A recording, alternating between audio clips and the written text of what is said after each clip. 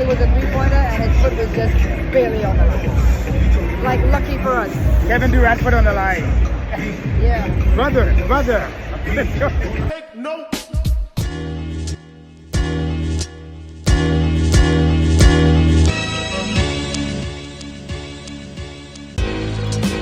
Big Beach.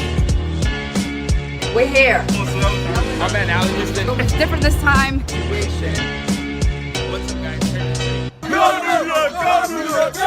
Knicks lose an absolute heartbreaker at the Garden. I cannot describe what it was like being there for that.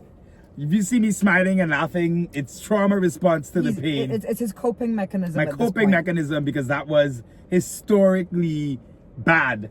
Yeah. I'm speechless about everything that could have gone wrong, went wrong.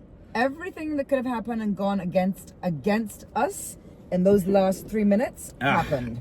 We had like what, a 14-point lead with 3 minutes, a little less than 3 minutes to go, and then just everything happened. But you know what? I feel like we played with the energy we needed to play with. We played excited. The crowd was in it. We were hitting our shots. We were doing everything right. So I almost feel like we had a good game, and then it just like fell apart.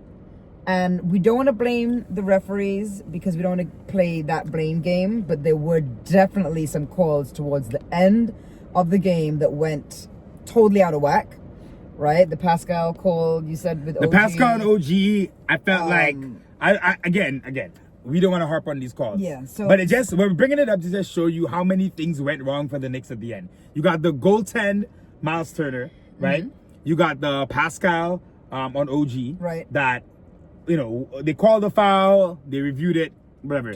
Neesmith hits every three. We fouled Neesmith with 14 seconds left. This is an interesting one. We were down, they were down 3, right? And we fouled Neesmith, which, you know, it's a school of thought. You foul when you're up 3 to make sure they can't get 3. Maybe we shouldn't have done that. I kind of felt like at the Garden, I'll tell you this, guys, being at the Garden, playoff games when it's late and you got to make free throws in front of 20,000 nervous fans. Yeah. I don't know how easy that is. Now, having said this, this is what happened to Boston. Obviously not. Yeah, that whole, this happened, we'll do it again. However, so this is no excuse in the playoffs. About the free throws. About 3 rows behind us, there were 10 guys who were supporting Indiana. I think I overheard that one of them might have been a family member, so it was a group of them that came there, obviously, to support their guys. I have a theory, because here's what they were doing. The Knicks fans were being silent, you know, completely quieting down while our guys were throwing free throws. What their guys were doing was timing it very exact to the point where the guy was about to throw the ball up, and they were making this weird noise, like, or like some kind of weird noise like that. And it was getting tense. I don't know if it was throwing them off or not. Yeah. But my theory, because I know that the opposing team gets to actually choose which basket they score at first. And so my theory is that the opposing team knew that their guys, the niggas, were up in the stands and knew that they were going to have the New York Knicks scoring there for their free throws, and that they were going to be making this noise. I don't know if that's true or not, but it's just a theory I'm throwing out there. And I said, OG missed his free throw. Cat missed his free throw. Both of those were crucial. Even on that Pascal review, OG bobbled the ball. Jaden passed it to him. He was right under the rim. Right. He bobbled it up in the air. Couldn't keep it. On defense, I hate to keep going on OG, but OG was playing in drop with Neesmith coming up, shooting threes at that point of the game. Knowing that Neesmith is making those shots. Exactly. All you have to do is make sure they're not getting threes. We did the exact opposite of that. And, I mean, this is, I didn't feel like this in the game. I thought Thibs did a great job of rocking with the lineup that was working when Jalen got his 5th foul. Mm-hmm. He let Deuce and them stay in there. They made an impact. We had a good lead. Right. He brought in Jalen with 5 minutes left, which I felt at the time. I was worried to bring him in with 7. Right. He waited till 5. Which is what you wanted. But it kind of felt right. But in hindsight, but again, I don't even want to harp on that because the Knicks still threw it away. Even outside that, after that, you have the play where Nembhard and Brunson go for the ball. It's off Brunson. Yep. Like there was so many catastrophically bad things to happen. Listen. And I said this in the game when we were there. This was what Indiana did to Cleveland.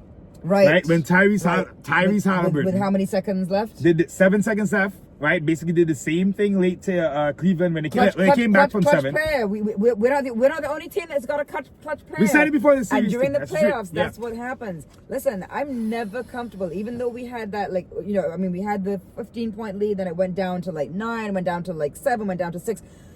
I still never. People were leaving. Oh, people were walking out. I was like, where are you going? The game is not done until it's 0 seconds left on the clock. And listen, man, we had the game here. The game was sitting right here. I still didn't feel comfortable because I know these players.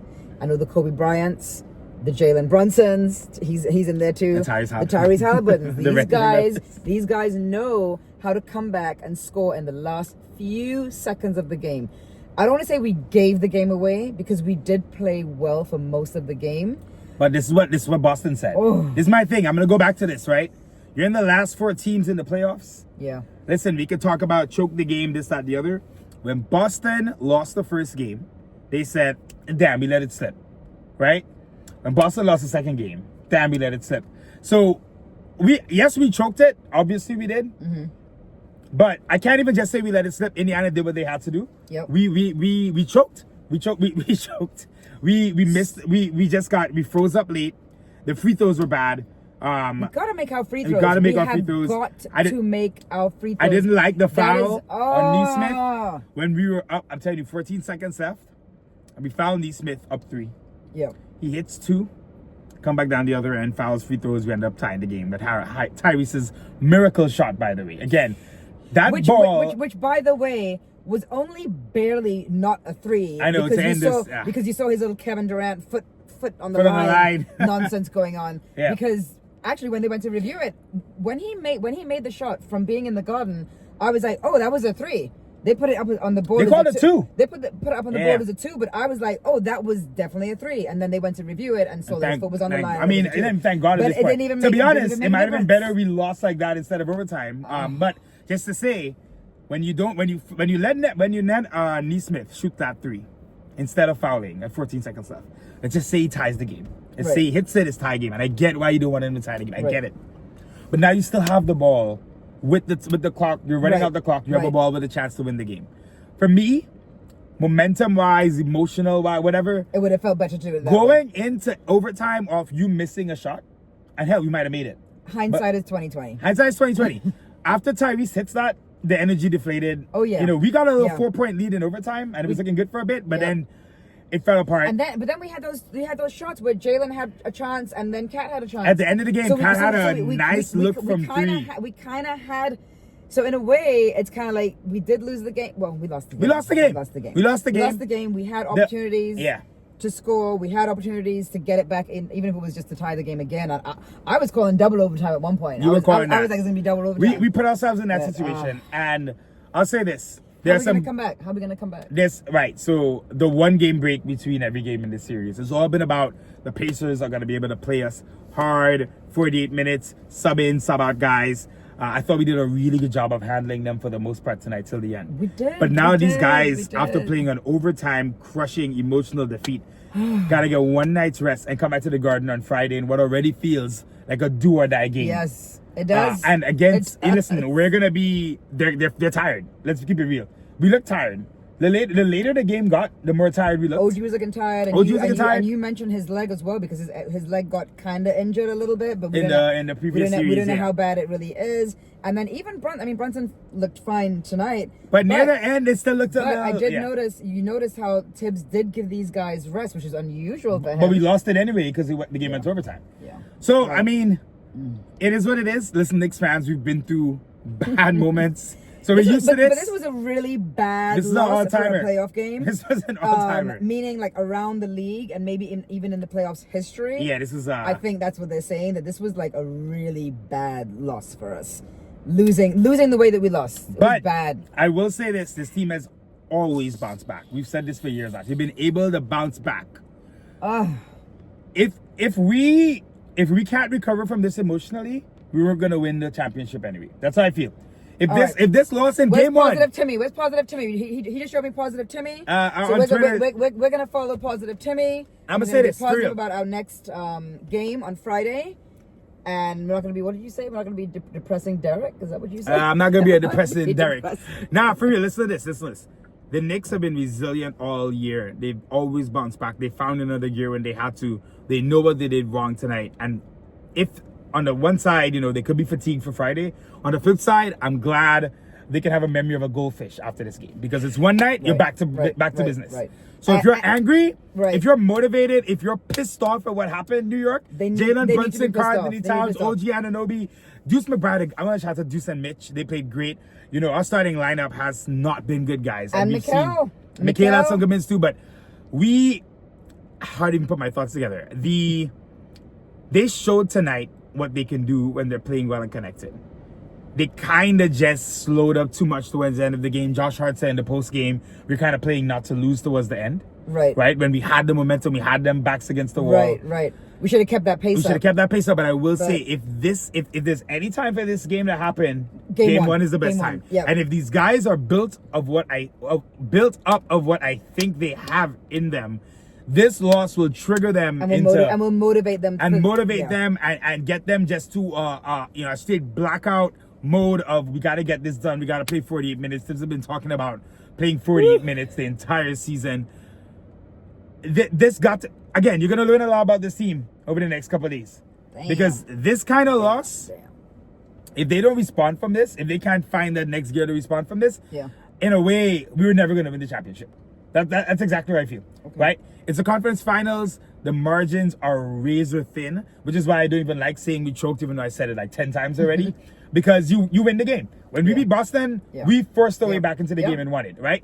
And that's what Indiana did tonight. That's what they did. Even though the defense was terrible against Neesmith, they made the shots. And we didn't, I was telling Mom, in the 90s, while the 90s players could never defend the pace and space of today, Charles Oakley would have put Neesmith in the 7th row. He would have said, nice three, go talk to Timothy Shamley. That said, this got to find a way. We got to find a way. That's what this team has been about. Yeah. It's tough to be positive right now, but it's game one. We knew it's going to be a long series. Again, if it had to happen, I'm happy it's happening now and not like a game 5 or game 6 where it's more crucial. Right. So let's lock in. Thankfully, it's a quick turnaround. You don't watch the national media tomorrow. Oh God. Go read a book. Don't watch it. They're gonna hand it to us. Don't watch it. And they love it. They love it. Don't watch it. They love to hate. They love to hate. Haters. They're all haters. Knicks back at the Garden Friday night and a chance to even this series up. Go to Indiana and get things done after that. So, it is what it is. Let us know your thoughts in the comments. I know that must have been, I'll tell you guys, at the Garden. Oh my God. Watching that live. Yeah. I can't explain the emotions of what that felt like when that went in. That Tyrese Halliburton shot. It bounced up and I'm watching it and I'm like, shit. You're like, oh, it's not going to go in. That is, no. I was like, that shit is above the cylinder. I could see it was left or right. I saw it hit the back rim and people kind of like, and I'm watching it and I'm like that Kawhi shot a couple of years ago for Toronto over Embiid and the Sixers in the playoffs. I'm watching the ball and all I'm thinking is this shit is right in the middle of the cylinder. Is what it is. Listen, we've been through a lot of pain as Knicks fans. It's another chapter, in the journey. Get some rest, get some Sleep, sleep, and we're out. Let's go Knicks.